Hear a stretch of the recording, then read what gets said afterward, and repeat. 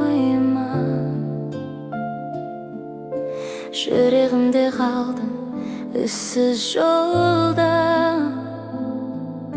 сезімімді айтқым келеді саған. Бәрін берер едім саған барша жүрегіммен.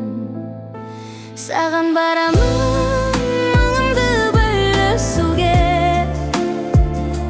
жанымдағы бар сезімді айтуға.